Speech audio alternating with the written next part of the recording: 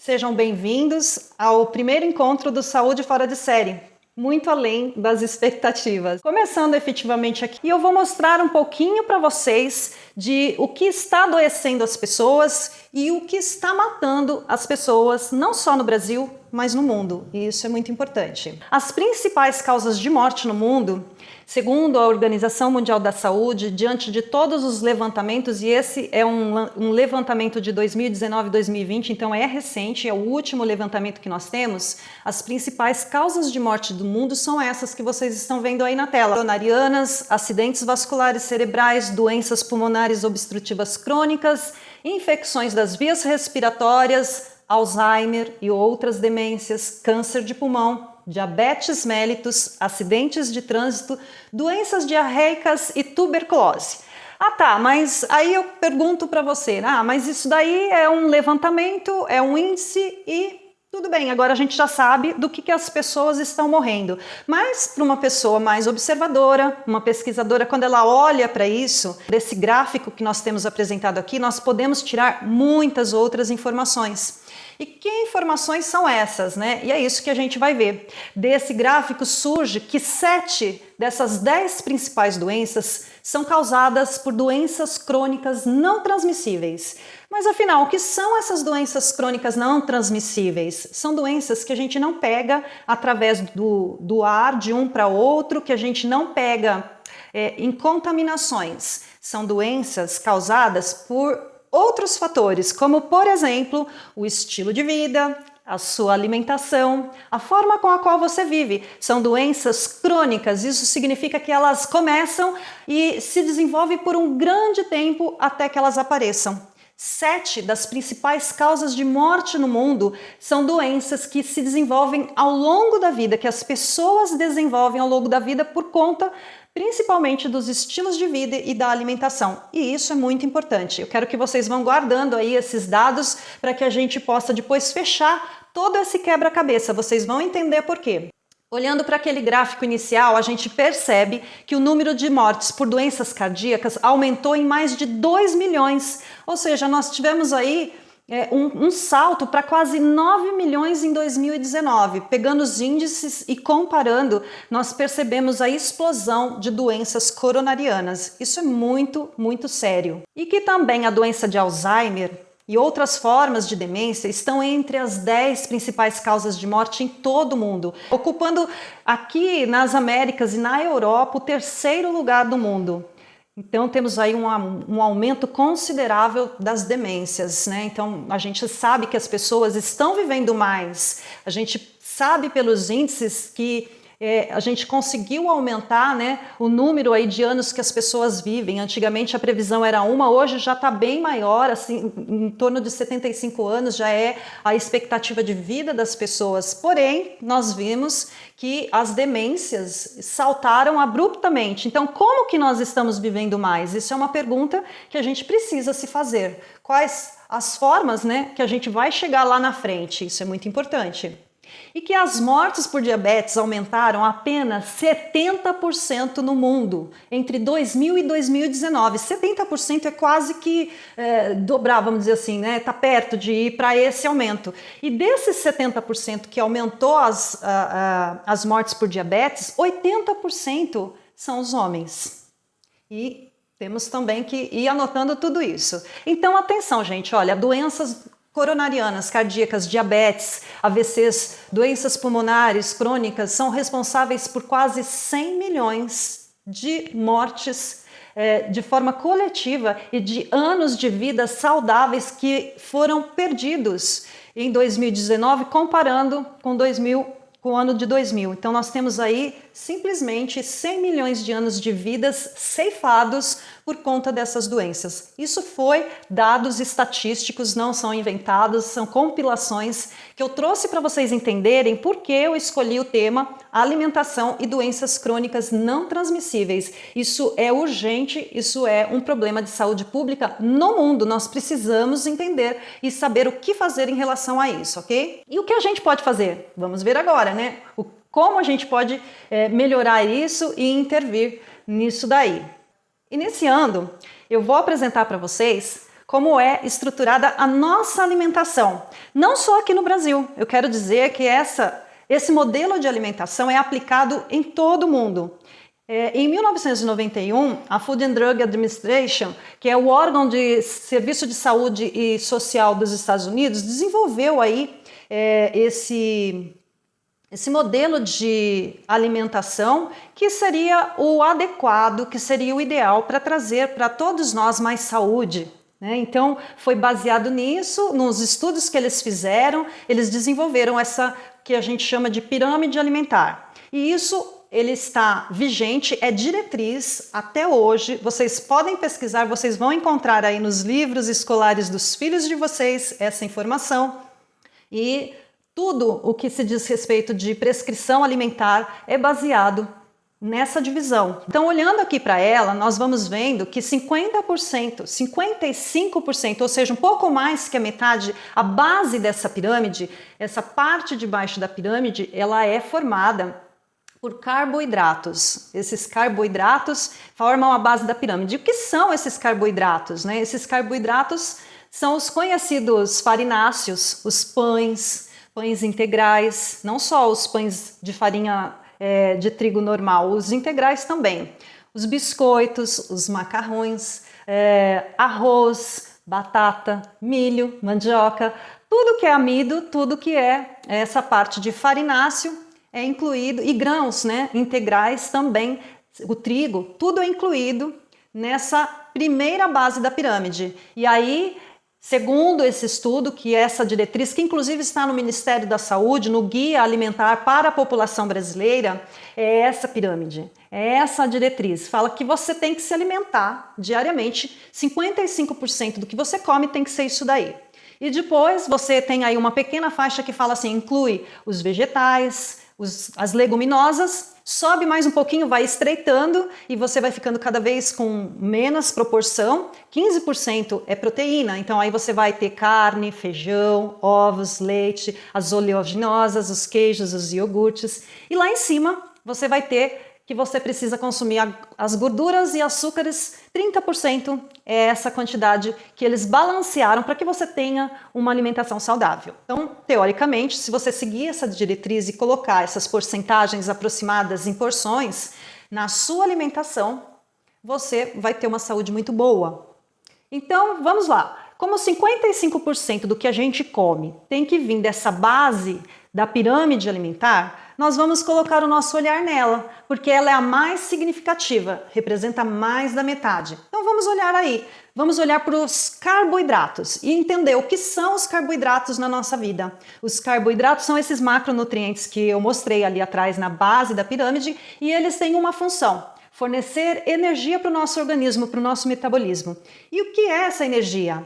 Todo carboidrato, tudo aquilo que nós falamos lá da base da pirâmide, quando você coloca na sua boca e ele é metabolizado através de vários processos, chega no seu intestino, passou pelo estômago, chega no intestino, ele vai ser absorvido de uma única forma: glicose. Glicose é a moeda energética do nosso corpo, é aquilo que nos dá energia. Então imagina que toda aquela base da pirâmide é para te dar energia. É para fazer com que você tenha moedas para gastar aí com o seu corpo. Muito bom. E temos uma outra diretriz que diz assim: para que você tenha o balanço energético, já que nós estamos falando de energia, carboidratos são moedas energéticas, são calorias, são energias. Para que você balanceie isso, o que se preconiza atualmente, infelizmente ainda, é que a ingesta que você tem de calorias deve ser equilibrada com aquilo que você gasta. E aí então, todo mundo fala, se você está com excesso de peso, você tem que comer menos e se exercitar mais. A gente já ouviu isso várias vezes, é corrente por aí. Ao contrário, também é real. Eles falam que se você tem pouca energia, você tem que se exercitar menos e comer mais. E isso vai fazer com que esse balanço energético fique equilibrado. Aquilo que entra é igual àquilo que gasta e você fica no equilíbrio. Mas será? Será que esse modelo energético serve realmente para alguma coisa? Então aí eu vou perguntar para vocês. Eu vou colocar aqui uma questão. Uma mulher que está comendo muito e o abdômen dela está crescendo cada vez mais. Será que isso significa apenas que ela não está se exercitando o suficiente? Ou será que ela pode estar gestando uma criança, comendo mais porque o metabolismo exige que ela coma mais porque está formando um novo ser dentro dela, e o abdômen está distendendo por causa disso. Percebe que existem situações que não é verdadeiro esse modelo de balanço energético, mas isso trouxe muitas complicações porque ele é amplamente utilizado. Eu sei que eu falei uma exceção só para trazer aí para vocês uma forma de vocês conseguirem entender que nem sempre as coisas funcionam como as diretrizes falam e preconizam por aí. A gente tem que começar a pensar um pouquinho fora da caixinha, tá bom? Então é assim, comemos o carboidrato, porque ele tem que ser bastante, 55% mais da metade, e ele se transforma em energia. Nós falamos que essa energia é na forma de glicose, né, que a gente chama de açúcar no sangue. Essa glicose, ela quando chega a ser absorvido lá na parede do intestino para a nossa corrente circulatória, ela vai lá nas alturas. Nós temos um pico de glicemia, que a gente chama, um pico de glicose, ou seja, a glicose do nosso sangue, toda vez que a gente come carboidrato, sobe, eleva, fica bem alta. Quando acontece isso, o nosso pâncreas é estimulado, ele recebe um sinal da glicose. O pâncreas tem uma ligação íntima com a glicose. E aí ele tem uma função. Ele produz um hormônio chamado insulina. Esse hormônio, ele é como se fosse soldadinhos. Imagina assim, ele fala assim, olha, eu vou soltar um monte de insulina aí no sangue e a insulina vai aí capturar toda essa glicose que está correndo dentro do seu sangue. E aí ela faz exatamente isso. A insulina, o pâncreas elimina a insulina vai lá no sangue e como um bom soldadinho ela captura toda a glicose que está lá, a maior parte dela. Uma parte, o que ela faz com essa glicose? Uma parte ela usa. Lembra que é moeda energética? Então ela vai usar tudo que ela precisar gastar, ela vai pagar com essa glicose. Então se você está respirando, ela está usando essa glicose para você respirar. Se você está com o coração batendo, está usando todo o seu metabolismo, está usando uma parte dessa glicose. Só que os carboidratos fornecem muita energia. E aí o corpo não precisa tudo disso. Então uma parte ela usa e o que ela faz com a outra parte? Esperta que ela coloca lá na prisãozinha. Fala assim, eu vou armazenar. Toda a glicose que sobra desse metabolismo, ela armazena nos seus músculos e no seu fígado. E ele fica lá, bem presinho, na forma de glicogênio. O que é glicogênio? São várias moléculas de glicose juntinhas. Lá dentro ali tem que ficar aprisionado. Lembra? Então, ele forma um glicogênio e essas glicoses vão todas lá para dentro e fica lá, estocada. Porque ela não pode deixar essa glicose alta aí no sangue. Mas o nosso corpo, ele é muito perfeito, muito sábio e tem a contraparte. Vamos supor que você passou um tempo sem se alimentar, não comeu carboidrato, e aí o que acontece? A glicose vai cair, vai baixar no sangue, vai ficar lá num nível de tipo não tem muita glicose. E aí o pâncreas novamente recebe um estímulo e aí ele vai falar assim, puxa, eu estou percebendo que tem pouca glicose aqui, então eu vou dar um jeito nisso. Não podemos ficar sem reservas. Aí ele emite um hormônio, um outro hormônio chamado glucagon. Esse glucagon é um hormônio que faz uma coisa bem legal. Ele vai lá na célula onde a glicose estava estocada e ele quebra de volta aquela glicose que estava bem agrupadinha e solta de volta e fala assim, agora pode usar aquilo que estava estocado. Mas vamos supor que você não tem estoques. E aí, vai ficar sem energia? Não, o corpo tem ainda mecanismos para se manter, né? Para ter aí um bom funcionamento mesmo, que essa reserva não seja suficiente. E aí ele vai fazer o quê? Esse glucagon tem a condição de produzir glicose a partir das gorduras. Olha que maravilha! Ele vai lá nas gorduras, que são os ácidos graxos, aquele triglicerídeos que você tem aí alto, acumulado, ele entra ali e ele pega e vai fazer com que esse triglicerídeo seja quebrado. Os aminoácidos, os ácidos graxos, os triglicerídeos vão ser quebrados. E aí a gente chama de gliconeogênese, é uma nova produção de glicose que o glucagon faz. E isso é perfeito, não é? Porque a gente vai sabendo que a gente não corre riscos nenhum por não ter aí aquela energia toda acumulada. A gente não precisa ficar preocupado se você não teve a ingesta suficiente de carboidratos. Mas eu tenho outras coisas para contar para vocês sobre a insulina. Até a gente pouco conhece o efeito da insulina no que eu vou dizer agora. A gente conhece mais a insulina como um medicamento mesmo, que a gente coloca lá para fazer o equilíbrio do açúcar, né? A glicose no sangue. Essa condição aí todo mundo conhece. Então, a insulina também tem um papel fundamental e muito importante dentro das células de gordura. Células de gordura, o que tem a ver com a insulina? As células de gordura são chamadas de adipócitos. São as células que armazenam a gordura do nosso corpo.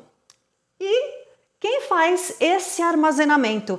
Quem é que faz com que os lipídios, as células de gordura, vá parar dentro dessas células adipócitos? Exatamente a insulina.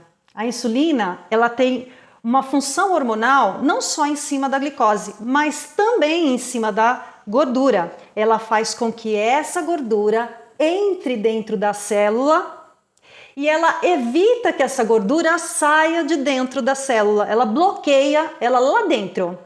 Nossa, mas por que ela faz isso? Porque tem muito açúcar, tem muita glicose.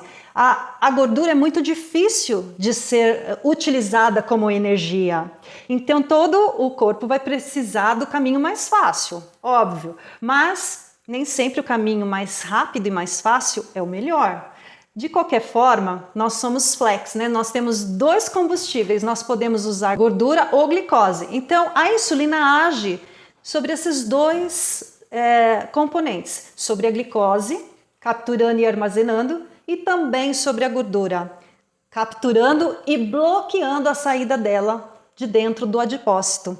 E mais, quando ela faz o armazenamento e o bloqueio da gordura dentro do adipócito, ela tem uma preferência. Sabe onde é que estão os adipócitos que ela mais gosta de armazenar? Na região abdominal. Então, você percebe aí que nós temos uma condição, né, de que a insulina age sobre a gordura, colocando ela dentro das células dos adipócitos e bloqueia ela lá dentro. E ainda tem a tendência de fazer isso, deixando ela mais concentrada nos adipócitos que estão na região abdominal. Isso mostra o quanto o armazenamento de gordura, assim como o de glicose, de açúcar, está intimamente relacionado com o hormônio insulina.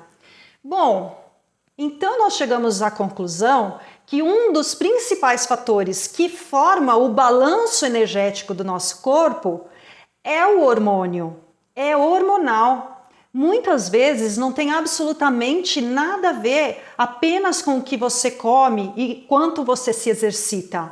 Muitas vezes, e quase todas as vezes, está envolvido o tipo de alimento que você come e qual é o estímulo hormonal que esse alimento provoca no seu corpo. Então, você ingere um alimento que vai disparar uma cascata hormonal dentro do seu corpo e vai provocar reações. Vamos ver como que isso acontece.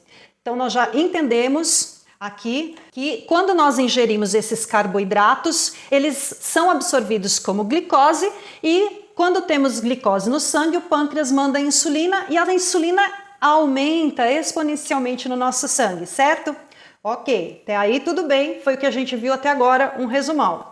Mas aí as pessoas têm a diretriz e são orientadas que devem comer de 3 em 3 horas. Isso é preconizado, isso é ensinado. Eu sinto dizer que eu mesma, como enfermeira, falei isso para os meus pacientes, para as pessoas que estavam sobre o meu cuidado, sobre a minha orientação por muito tempo, porque é isso que eu aprendi na academia. É isso que eu aprendi nos livros. As pessoas devem comer baseados na pirâmide alimentar e elas devem comer de 3 em 3 horas. E aí, com o estilo de vida que nós levamos, acordando tão cedo e indo dormir tão tarde, se você comer de 3 em 3 horas, certamente você vai fazer de 5 a 6 refeições ao dia, se é que você não vai fazer muito mais. E aí eu quero chamar também a atenção de vocês para o seguinte: quando a gente fala em refeições ao dia, eu não estou apenas dizendo café da manhã, almoço e jantar. Eu estou me referindo a tudo que você comeu durante o dia. O seu café da manhã, uma refeição. O que você comeu entre o café da manhã e o seu almoço, outra refeição. O almoço, outra. Mesma coisa no intervalo entre o almoço e o jantar e depois se você faz alguma ceia à noite. Pode ser que alguém esteja pensando assim, ah, mas eu só como uma barrinha de cereal. Conta. Ah, mas eu só tomo um suco de laranja. Conta. Ah, mas eu como uma fruta. Conta como uma refeição. Então, eu desafio vocês a escreverem aí no dia, se for contar tudo que você come, incluindo isso tudo que eu falei, se você não chega facilmente em 5 a 6 ou até mais refeições ao dia. E o que acontece quando a gente faz esse tanto de alimentação ao dia? A nossa insulina vai lá em cima, porque a gente come e o que a gente come vai como forma de açúcar para o sangue, energia, moeda energética, e o pâncreas vai ser estimulado e vai lançar uma corrente de insulina no nosso sangue. E isso acontece que as células do corpo vão ficando cada vez mais cheias de glicose, cheia de glicose, cheia de glicose, vai dando ali uma superpopulação de glicose até que chega uma hora que elas não aguentam mais. E esse processo, gente, eu tô falando que acontece não é de um dia para o outro, de uma semana para outra. Nós temos aqui uma situação crônica que vai começar e vai se manter durante anos, décadas, uma vida inteira com o mesmo hábito alimentar, que é esse daí, que é o que foi ensinado, que é o que é preconizado, são diretrizes. E aí essas células do corpo, com o passar dos anos, elas não aguentam mais tanta glicose. E aí elas ficam perturbadas, elas falam assim, olha, chega, eu não aguento mais, não tenho mais onde pôr glicose aqui dentro dessa célula. Sabe o que eu vou fazer? Eu não vou mais responder à insulina, eu não vou mais responder ao chamado dela.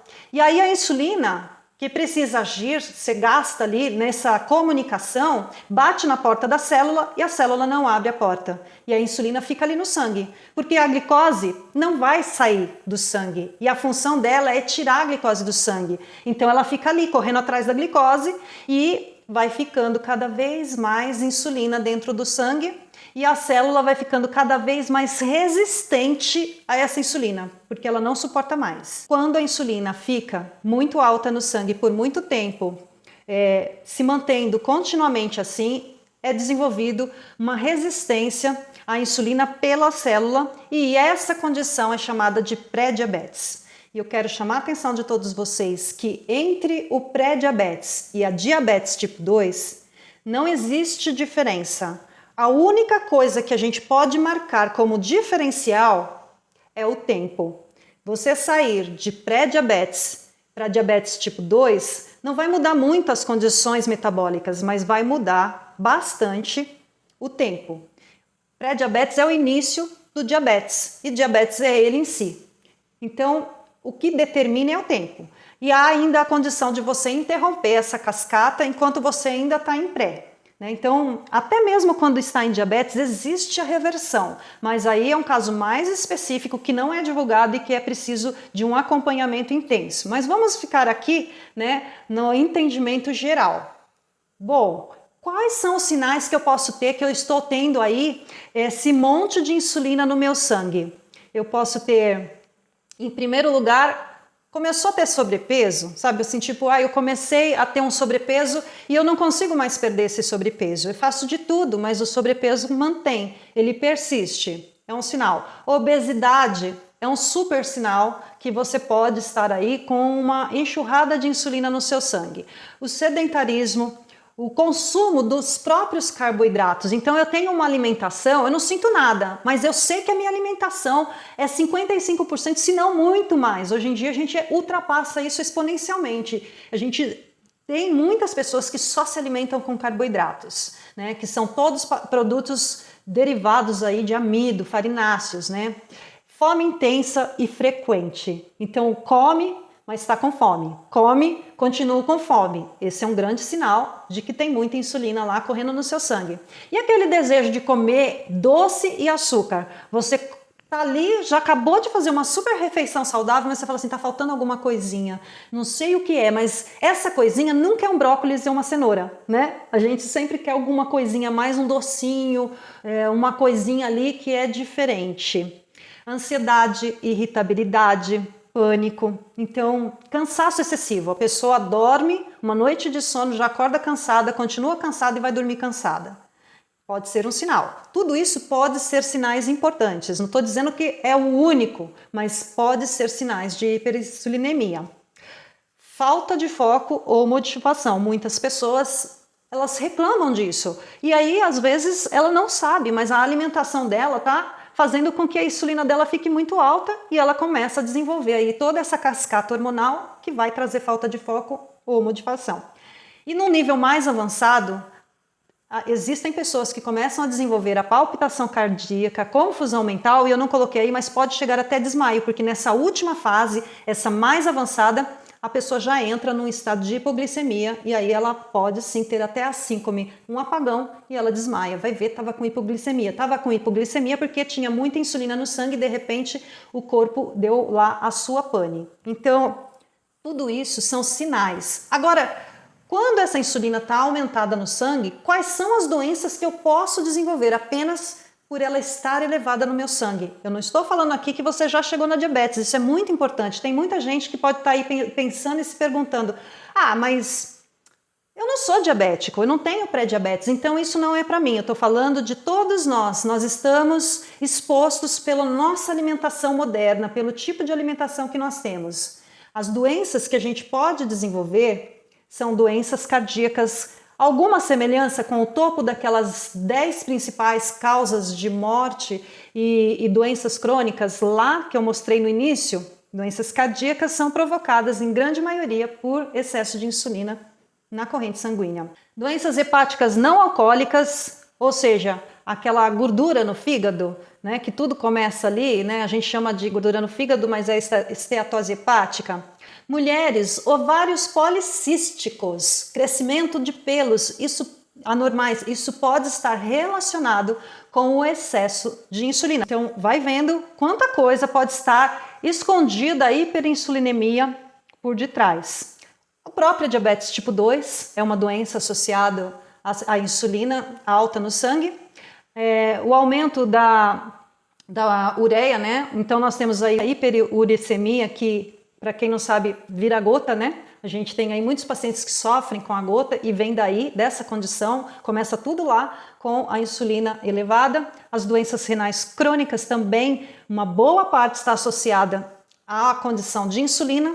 Câncer, porque a célula com muita glicose bloqueada lá dentro, ela passa a fazer uma respiração anormal. Lembra que nós temos a glicose para fazer moeda de troca. Então, quando ela não consegue fazer essa troca, porque ela já não consegue mais responder ao chamado da insulina, fica bloqueado lá dentro, mas ela precisa continuar se mantendo. E aí, ao invés dela fazer a troca celular, a respiração, né, que a gente usa lá dentro da célula, essa troca tem um nome específico, adenosina trifosfato, que é o ATP. Ao invés dela usar isso daí como respiração, ela para e aí ela entra em outro mecanismo. Ao invés de fazer troca, ela faz fermentação. Ela passa por um outro processo. E aí nós temos o desenvolvimento de coisas como o câncer, por exemplo. Mas isso também dá outra aula, tá bom? A gente está falando aqui especificamente dos carboidratos e dessa condição de glicose e insulina. Alterações cognitivas. E aí a gente está falando especificamente de coisas como o Alzheimer, que também está lá naquela lista, assim como o câncer, a diabetes. Essas alterações cognitivas, só para deixar bem pontuado o quanto isso é sério, existem estudos e pesquisadores que estão espalhados aí pelo mundo, olhando para isso que eu estou falando aqui para vocês hoje, que já estão solicitando revisão e um olhar diferenciado para o Alzheimer, pedindo a classificação dele como diabetes tipo 3. E as doenças cardíacas, que são os topos. Os topos das principais causas de morte também derivam do excesso de insulina e do excesso de glicose no sangue. Não todas, eu não estou aqui falando que é só isso, tá? Mas é uma das principais causas. Então nós temos que olhar para isso, porque está intimamente ligado com a maior parte da nossa alimentação.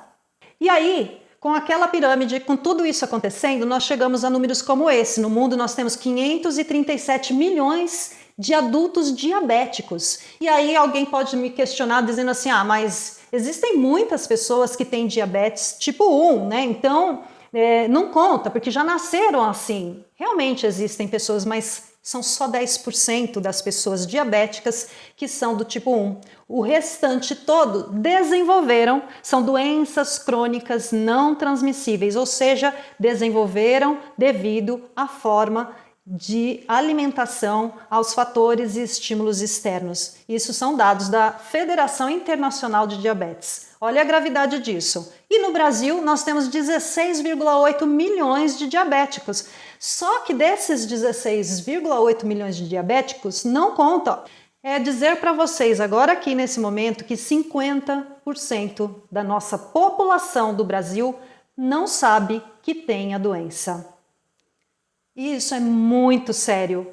Isso é um grande problema de saúde pública. Nós temos aí, né, que 50% das pessoas já são diabéticos e nem sequer sabem disso, porque ainda não chegaram naqueles sinais e sintomas e ainda não chegaram a desenvolver a doença. Elas vão entender isso quando elas chegar num determinado momento da vida que elas desenvolvem ou sinais ou então a doença. E aí ela cai lá no médico e o médico fala para ela: nossa, você está com determinado problema. E é aqueles problemas que a gente viu associados agorinha nos últimos slides. Isso são dados da Associação Brasileira de Diabetes. Tudo fundamentado para vocês entenderem. Mas, gente, como é que a gente chega nisso, né? Através disso daqui, dos carboidratos refinados e processados. Nós estamos dando cargas excedentes demais, fazendo com que as nossas células gritem que não aguenta mais glicose, né? Nós temos aí as células do nosso corpo pedindo pelo amor de Deus, eu não aguento mais isso, estou fazendo resistência à insulina, deixar essa insulina aí no sangue e o resto vai ter que se lidar com isso, né? A gente entende que esse tipo de alimentação aqui não dá para continuar na base da pirâmide alimentar. Apesar de ser uma diretriz internacionalmente colocada aí, nós temos que pensar sobre isso.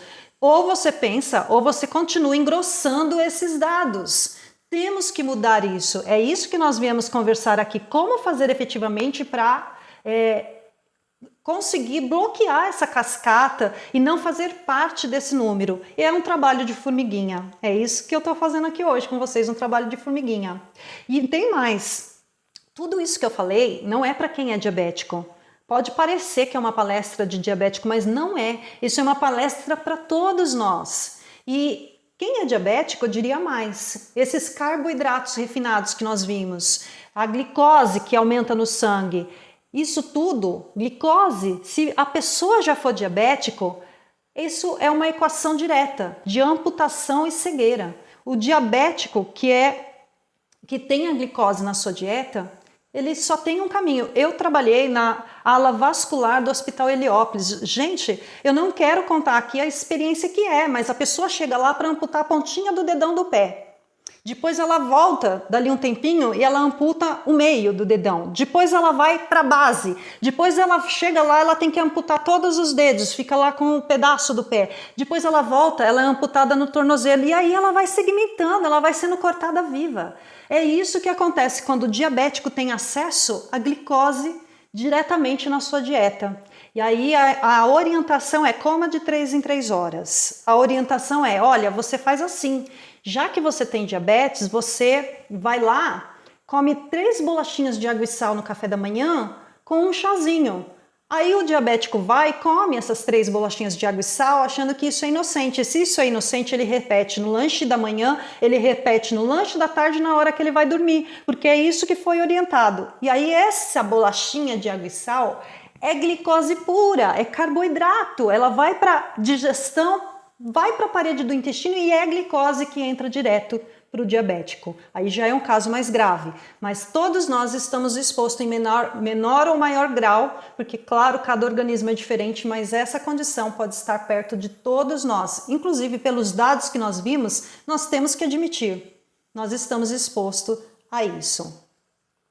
Temos a outra condição, né, que é a de pessoas no mundo com sobrepeso e obesidade. Já são 2,3 bilhões de pessoas no mundo com uma condição de sobrepeso ou de obesidade. E aqui no Brasil, infelizmente, 6 em cada 10 pessoas têm sobrepeso. Nós temos que 96 milhões estão acima do peso. E acima do peso inclui tudo, o sobrepeso e a obesidade. Também são dados da Associação Brasileira para o Estudo da Obesidade e Síndrome Metabólica.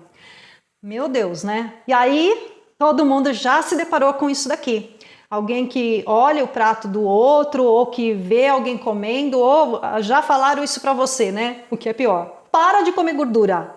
Para de comer gordura, porque senão o seu fígado vai ficar gordo. Não é assim que fala? Os seus vasos vão entupir. Nossa, a gente já cansou de ouvir isso, né? Ah, o seu coração vai infartar se você continuar comendo assim.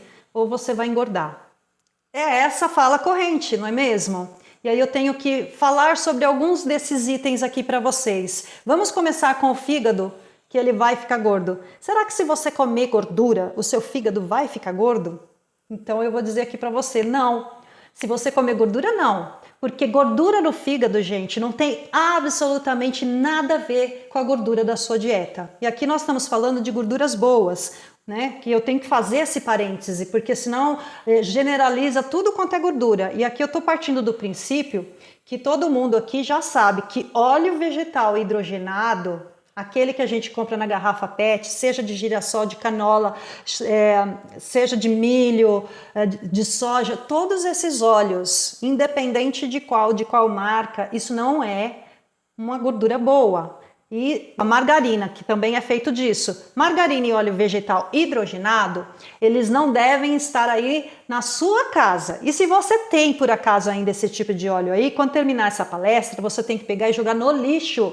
Não coloque isso para doação, porque é maldade oferecer esse tipo de substância, não vamos chamar de alimento aqui para uma pessoa. Quando a gente fala de gordura boa na dieta, nós estamos falando de banha de porco, nós estamos falando de azeite de oliva, estamos falando do óleo de abacate, nós estamos falando de coco, de óleo de coco, né, que tem aí a forma de cozinhar sem ser com aquelas gorduras que não são boas e que não são nem consideradas alimentos, tá bom? Feito esse parêntese, a gente tem que entender que gordura no fígado não vem da gordura que você come. Então, se você comer toucinho, se você comer cozido na banha de porco, você não vai deixar seu fígado gordo.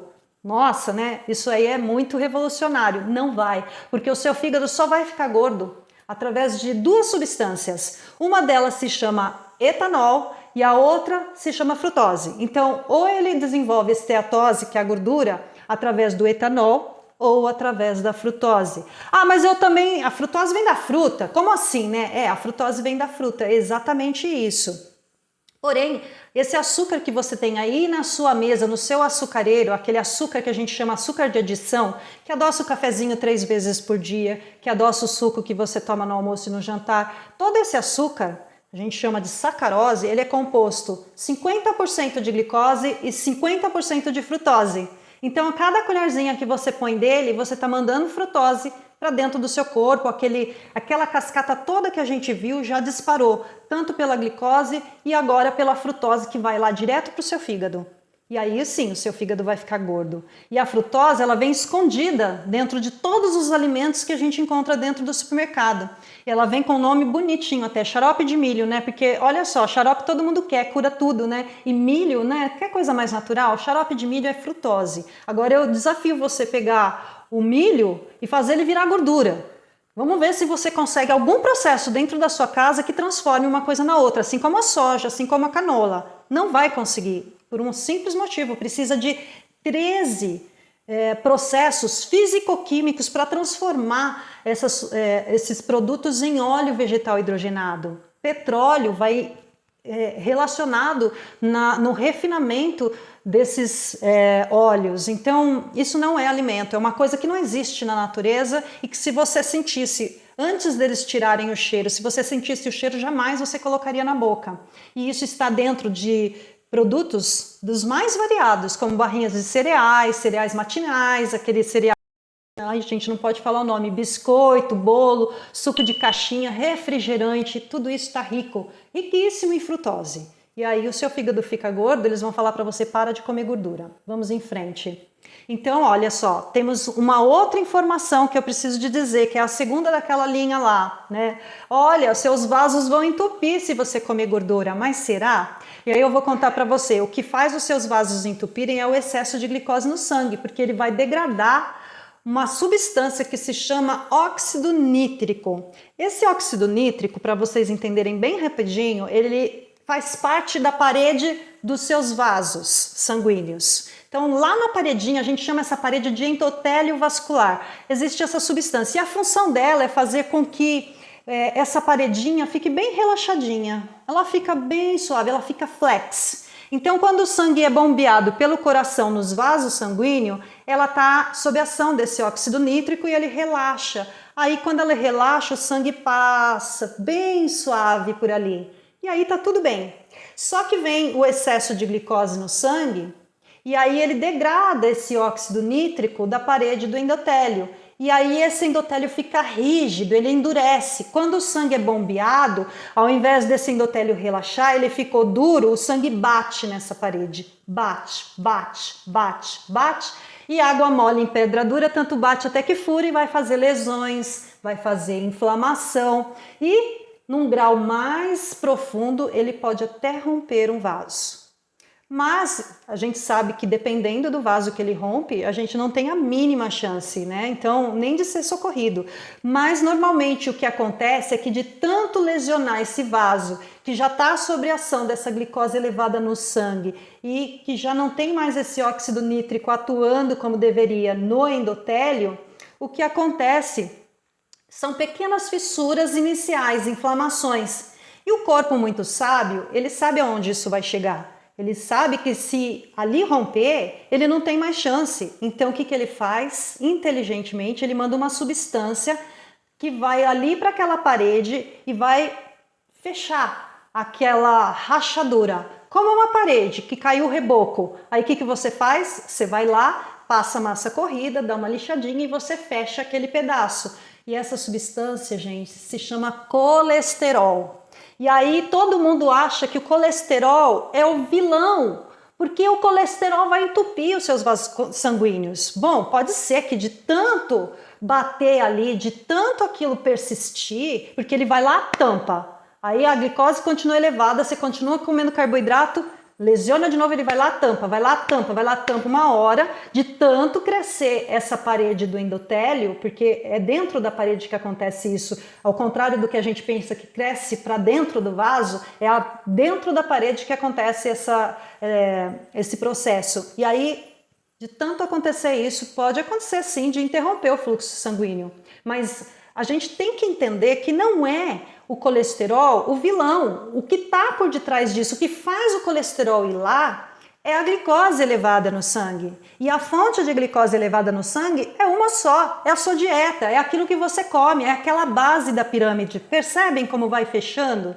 Tudo vai entrando dentro de uma situação, de uma diretriz que fale para você, mais da metade do que você come tem que ser carboidrato. E o carboidrato que é oferecido dentro dos supermercados são os mais refinados possíveis, os de piores qualidades. Então, o colesterol ele se acumula para reparar. Mas você foi lá no médico, fez os seus exames de colesterol e percebeu lá, nossa, tá alto o colesterol seu.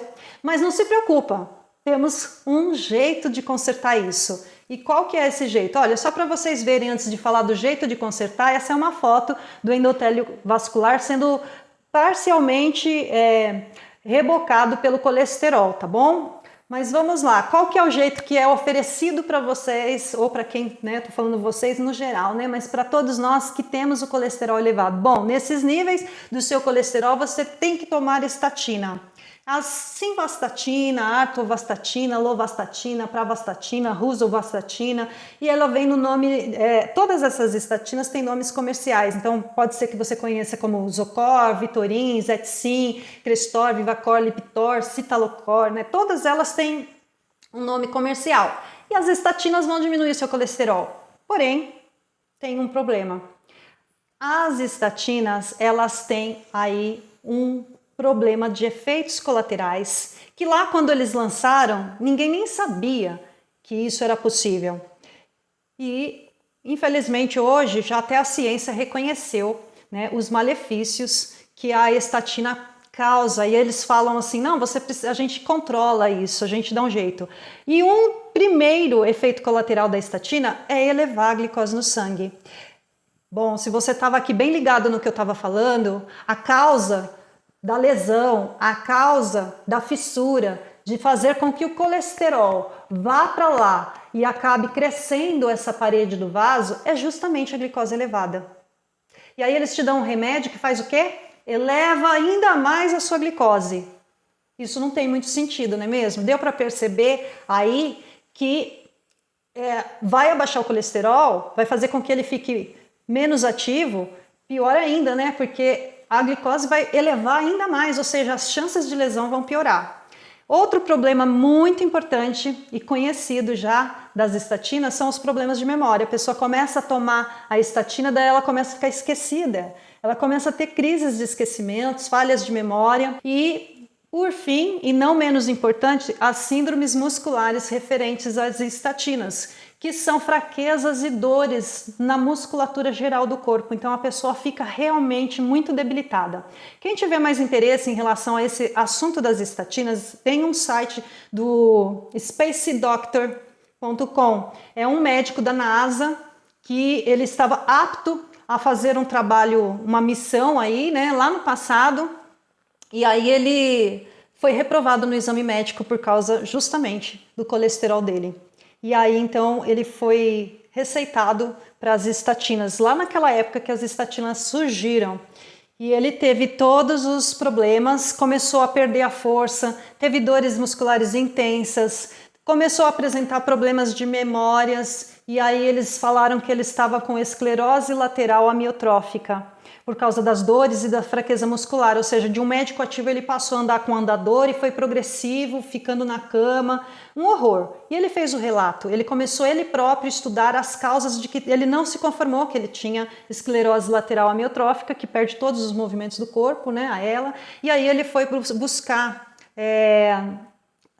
explicações para a doença dele, fez um diário, e aí ele mostra nesse diário que tudo adivinha das estatinas. É muito interessante, é bem chocante, mas vale a pena, tá bom? Bom, temos que falar de estamos alongando aqui um pouquinho, mas nós estamos avançando bem. Temos um outro conteúdo bem importante para falar em relação a essa linda pirâmide alimentar e especificamente dos carboidratos que são a base dessa pirâmide. O que é oferecido, né, como opção hoje em dia no estilo de vida que a gente tem como base de carboidrato de pirâmide alimentar, né? É isso que nós estamos vendo aí na tela, né? Você entra numa padaria e olha para os lados, vê o tanto de farinha processada que você vai encontrar ali. E é muito difícil você olhar para aquilo tudo e você não se estimular, né, a comer aquilo, né? Porque o nosso corpo, ele sabe onde tem energia, ele sabe onde tem glicose. Batata frita, chips, macarrão, torta, comida congelada, né? Além de glicose, né, tem a frutose, né, gente, escondida em tudo isso daí, nos lanches, nos biscoitos recheados e também nos biscoitos de leite, naquela pizza do final de semana, né? Então, tudo isso tem glúten, os processados de farinha, né? Então, tudo que é feito à base da farinha é glicose, é carboidrato e tem glúten. Ainda tem mais o glúten.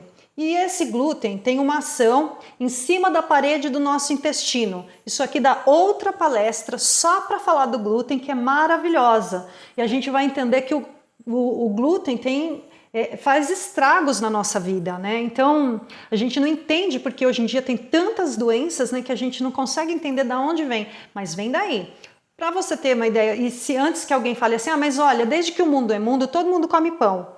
É bíblico, né, gente? É difícil a gente acreditar nisso, mas o que a gente tem que prestar bastante atenção é que nós não temos hoje em dia disponível o mesmo trigo que faz a farinha de antigamente. Aquele trigo de antigamente hoje já é chamado de trigo selvagem. Parece que pouquíssimos lugares no mundo têm conservado essa amostra desse trigo, porque para a produção em larga escala, para a produtividade melhorar, né? E aqui eu não estou questionando se isso é certo ou se isso é errado, tá, gente? Eu estou só dizendo que devido a essa necessidade de aumentar a produção alimentar, o trigo ele foi modificado geneticamente e hoje ele chega a produzir 400 vezes mais do que produzia o trigo selvagem no mesmo espaço. Só que ele tem também muito mais porcentagem de glúten. E esse glúten aumentado, agora a gente já sabe que faz um efeito sobre a parede do nosso intestino. Irrita, né? Então imagina você, rapidamente, para que você entenda a a relação desse glúten no seu corpo, a parede do nosso intestino, né, que é onde passa o alimento ali que foi feito a digestão, ele é como um filtro de papel melita, que tem ali, vamos dizer, uns furos, né, uns poros, por onde passa ali o que tem que passar.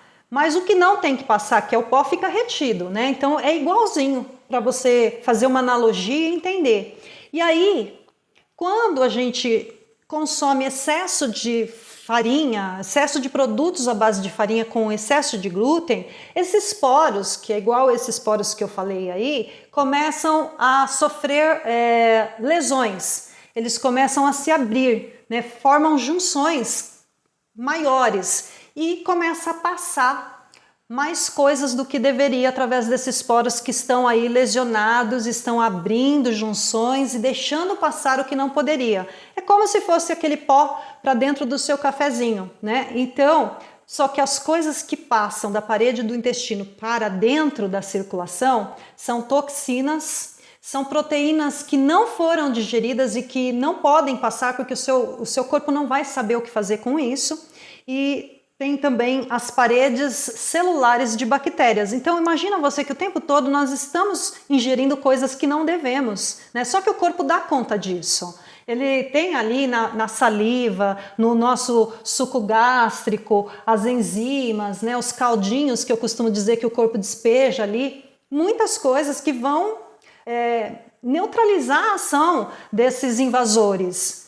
E aí quebra as bactérias, por isso a gente não fica o tempo todo doente, só que quando acontece essa irritação na parede do intestino, a abertura desses poros, essas junções, acontece que a parede dessas bactérias vão entrando para dentro e vão provocando estragos. A permeabilidade intestinal, que é o nome que a gente dá a essa passagem de coisas que não deve, elas têm relações com inflamações e doenças autoimunes, tá? Não é uma coisa nova, mas é uma coisa que precisa ser falado em relação aos carboidratos, porque a grande parte dele é os farináceos, e os farináceos têm muito glúten.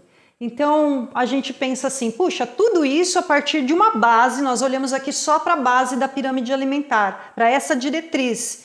55% da sua alimentação tem que ser isso. E hoje a gente faz muito mais, porque a gente vai no mercado, a gente não vê muitas opções que não sejam essas, né?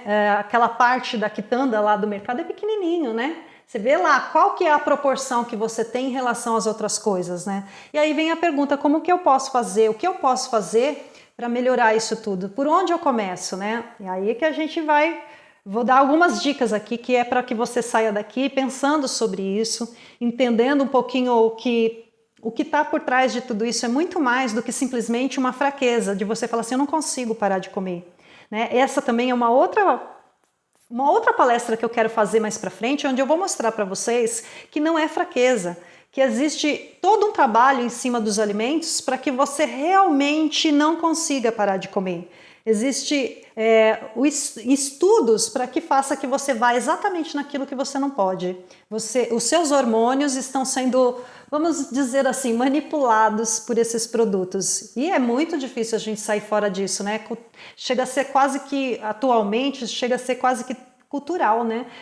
E comprar um congelado lá na geladeira do supermercado.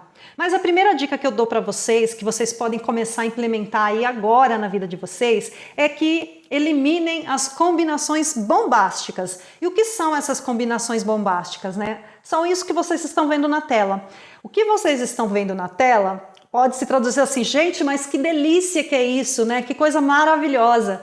Mas eu vou falar para vocês, tem dois elementos aí que são combinações bombásticas. E o que tem aí de bombástico é a gordura e o açúcar. Lembra que eu falei que o nosso corpo é flex, que ele usa essas duas fontes de energia? Quando o corpo olha para isso, ele sabe que aí tem as duas coisas que ele mais busca, que é gordura e energia.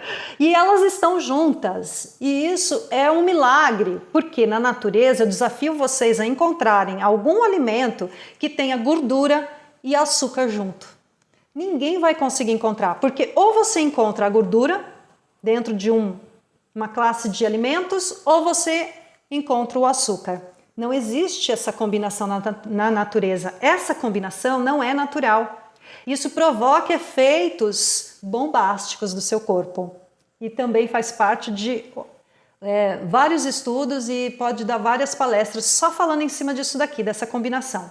Então evite, tudo que você olhar, que você vê que tem gordura e açúcar, se você eliminar de pronto assim da sua alimentação, você não tem ideia de quanto você vai se sentir mais saudável, com mais bem-estar, porque por mais que você ache que isso te traz energia, é ilusão, é uma falsa sensação de energia momentânea, que vem depois toda uma consequência por detrás que vai fazer exatamente ao contrário, vai drenar suas forças, vai fazer com que você queira mais um pouquinho, vai disparar um processo de recompensa no seu cérebro que vai associar esse tipo de alimento com prazer, gente. A dopamina no núcleo accumbens lá do seu cérebro vai ser disparada quando você pôr qualquer coisa dessa na boca, e aí cada vez que você estiver se sentindo cansado, estressado, desanimado, magoado, aborrecido, o seu cérebro vai falar assim, nossa, o que eu posso fazer para ajudar? Ela está tão triste, ele está tão triste, nossa, preciso tomar uma medida para elevar o ânimo aqui desse organismo. E o que eu vou fazer? Ele vai buscar qual é a sensação de prazer, porque ele vai pegar aonde ficou marcado e o que estimulou o núcleo accumbens a soltar a dopamina, que é o hormônio que está associado ao prazer, à recompensa. Ele vai falar para você, eu preciso daquele docinho, eu preciso daquele, como chama isso, donuts, né? Eu preciso daquele confetezinho, daquele churros, daquele sorvetinho. Ninguém fala assim, ó, o cérebro não vai falar assim para você, eu tô tão triste, me dá um brócolis, me dá uma couve, uma cenoura para eu mastigar, porque aí eu vou ficar mais feliz. Porque isso não vai fazer marcação hormonal no seu corpo. Olha que importante isso, hein, gente? Quanta coisa vocês estão entendendo aqui. Segunda coisa, elimine os fast food, porque quase todos eles, né, têm essa combinação de açúcar e gordura, né? Então nós precisamos eliminar. Gente, aqui nessa fotografia tem os refrigerantes, mas eu quero que vocês entendam que suco de caixinha, chás prontos de caixinha, tudo que é de caixinha tem frutose, vocês precisam eliminar. E tem uma coisa aí, ó, que eu coloquei com dor no coração, mas eu preciso ser honesta. O mel é uma fonte de frutose. E aí, se você quer diminuir os riscos, se você já tem ali o seu fígado tá com sobrepeso, aqueles sinais todos que a gente falou, você precisa diminuir a carga sobre o seu fígado. Então o mel não é uma opção. Aqui eu sou apaixonada por mel, eu amo mel, mas eu fazia assim, olha, a seguinte coisa, vou comprar um vidro, mas aí assim, eu como um pouquinho de vez em quando. E não tem problema comer um pouquinho de vez em quando, caminho do meio, né? E aí sabe o que acontecia? Em 15 dias o vidro de mel acabava. E aqui só tem eu que come mel. Quem é que estava comendo aquele pote inteiro? E quando eu via o pote vazio, eu falava, não acredito. Como que eu comi tudo isso? E aí esse sistema de recompensa fazia como que uma colherzinha só agora não vai fazer mal. Aí eu percebi que como eu tenho uma ligação muito forte de gostar demais do mel, o mel não é uma opção. Eu não posso ter ele aqui como moderado. Deixo ali e eu como só de vez em quando. Isso não vai acontecer porque o meu sistema já é engatilhado para disparar e eu vou consumir sem ter. Então, para quem já está em situações como aquelas ou sente esse disparo de necessidade, a moderação não é uma opção, e sim a eliminação desses produtos da sua vida é muito mais sábio, porque você vai limpar o seu organismo, você vai limpar esse sistema de recompensa, você vai ensinar outras coisas para o seu cérebro. Talvez aí, mais para frente, quem sabe é possível equilibrar, ok? E uma outra sugestão, né, que aí é bem audaciosa, mas não também é em cima de estudos, meta-análises, não é um estudo, não são 2 estudos, são vários estudos científicos juntos que formam meta-análises. Eu sugeriria que você fizesse a inversão da pirâmide alimentar, colocando na sua base as proteínas, né, e as gorduras boas. Lembra que as proteínas ficavam lá em cima e as gorduras ficavam lá no topo, né? Então, E a gente está invertendo isso, nós estamos colocando ela lá para baixo da pirâmide e você vai passar a se alimentar com proteínas e gorduras boas. Isso vai ser suficiente para o seu nível de energia, vai diminuir bastante essa glicose, essa insulina no sangue, e você vai ter também ali, logo na sequência, você vai acrescentar ali os legumes, as verduras e as frutas. Percebam que isso vai dessa forma até lá em cima na pirâmide. Você não vai encontrar aí o açúcar, tá? Açúcar é substância e o único açúcar que é natural é o encontrado nas frutas. Então ela não entra aí, tá? Pegadinha. Então eu vou fazer o seguinte, eu vou pegar a fruta e eu não gosto muito de comer a fruta, então eu vou tomar um suco de fruta. Essa é a parte mais chocante, mas eu tenho que falar para vocês. Quem troca a fruta por um copo de suco de laranja, está trocando por um copo de refrigerante, equiparando em níveis de frutose. Um copo de suco de laranja tem a mesma quantidade de equivalência de um copo de refrigerante em frutose, gente. Então, olha que perigo você fazer uma substituição sem saber o que é, né? Suco de fruta é assim, você pega a fruta, você tira tudo que ela tem e coloca só a frutose dentro do copo. O que sobra você joga fora. E aí você ingere apenas a frutose e tudo que tinha lá de resto você jogou fora. Quando você come a fruta, você faz o inverso. Você come a frutose, sim, ela está lá dentro da fruta. Porém, tudo aquilo que você jogou fora são fibras, são enzimas que fazem a digestão dessa frutose. Ou seja, Deus fez a fruta e já deu ali o antídoto do que poderia dar errado. E aí a gente separa, a gente joga o antídoto fora e come o veneninho, né? É difícil falar assim porque a gente foi criado e a gente sabe que suco de laranja é bom. E eu não tô aqui querendo dizer que se você tomar um suco de laranja você vai ficar doente. Não é isso, gente. Entendam o processo. É que é contínuo, é a vida toda. A gente não tem noção, a gente é inconsciente do que a gente faz. E aí a gente pode fazer em excesso, né? O excesso é o que... A dose, né, é o que distingue, né, o remédio do veneno. Então, aquela fruta inteira tem todos os antídotos para bloquear aí, essa frutose, e o seu fígado não vai ficar sobrecarregado porque ele vai ter que fazer esse trabalho. Alguém tem que fazer o trabalho, né, de fazer a metabolização dessa frutose. E cuide dos outros pilares fundamentais do bem-estar, da saúde e da energia. Nós falamos aqui de uma parte da alimentação, mas você também precisa pensar que uma saúde, um bem-estar e uma energia advém de outros fatores, como os exercícios, que são fundamentais, a suplementação de vitaminas e minerais, que são fundamentais, e as práticas integrativas, que são muitas, que são terapias tradicionais e antigas, que visam o tratamento terapêutico e preventivo de doenças, né? Então, aí nós temos, que eu divulgo bastante, que muitos de vocês me conhecem, o yoga, a meditação, mas tem outras práticas também, como os florais de Bach, tem pessoas que gostam do reiki, tem pessoas que gostam da musicoterapia, então depende muito do que você se afina, do que te faz bem, o que te chama dentro das práticas integrativas. Lembrando que ela é um dos 4 pilares, por quê?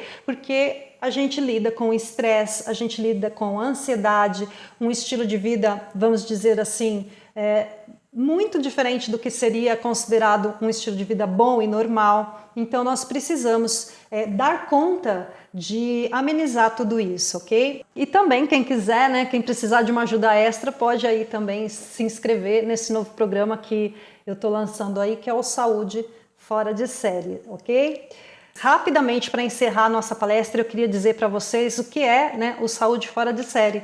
Ele é um programa que foi fundamentado justamente no meu olhar para esses 4 pilares fundamentais do bem-estar, da saúde e da energia, que como eu disse agora, alimentação, exercícios físicos, práticas integrativas e da alimentação. E o objetivo dele é justamente esse: auxiliar e orientar a aplicação de medidas práticas nesses pilares, né? E os benefícios é justamente a gente conquistar um estilo de vida, hábitos saudáveis para ter uma vida longa, ativa, livre de dependência das outras pessoas, dependências físicas medicamentosas, não desenvolver as doenças e ficar dependente de medicamentos ou se livrar deles, né? Porque é possível.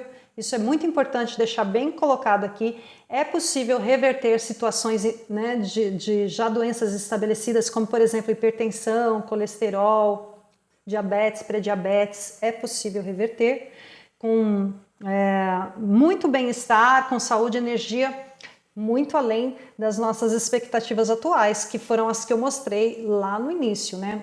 E para quem é esse programa, né? Quem está apto a esse programa? Qualquer pessoa que tenha qualquer idade, mas que tenha interesse em recuperar, manter ou potencializar o bem-estar, a saúde e a energia, porque em níveis individuais, dentro das condições de cada um, é possível aplicar medidas nesses 4 pilares para todas as pessoas. Tá? Tive que focar apenas em um único, né, a base da pirâmide, que é a base onde começa todos os desarranjos, onde nós temos aí toda a cascata hormonal envolvida.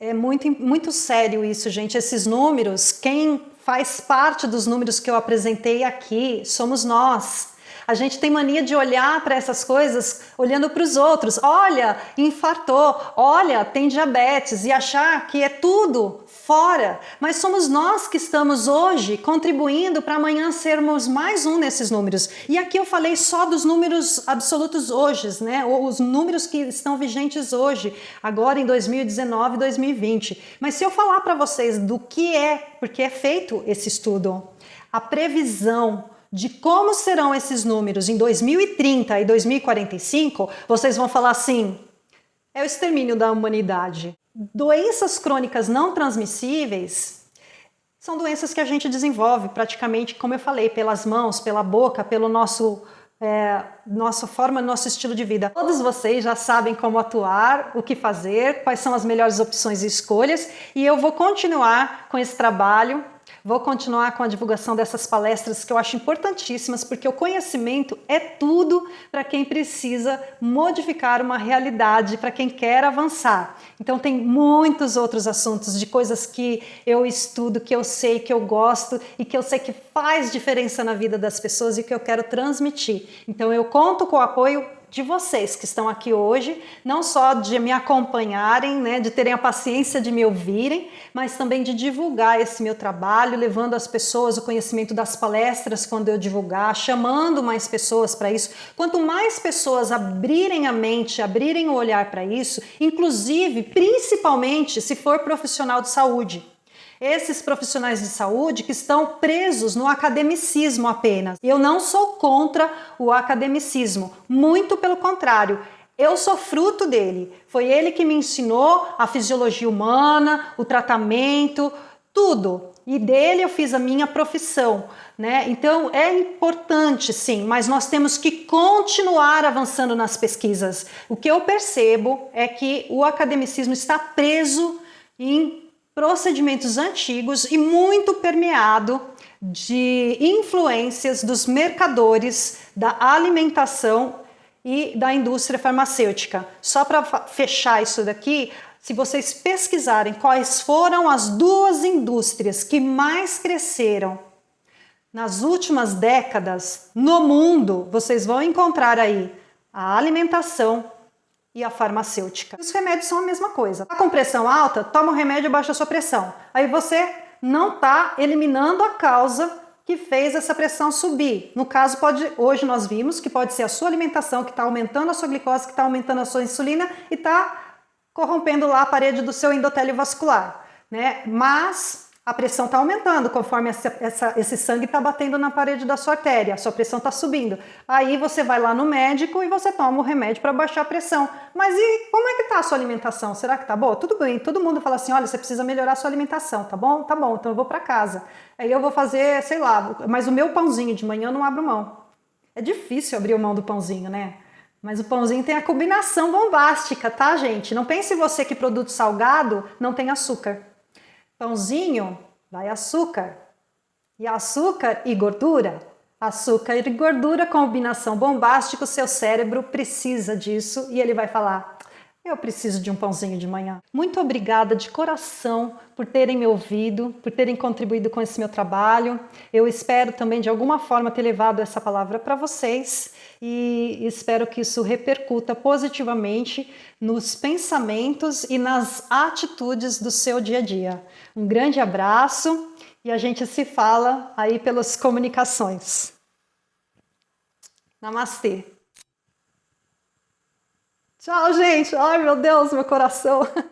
Que lindas vocês. Que saudade de muita gente aqui, viu? Vou encerrar.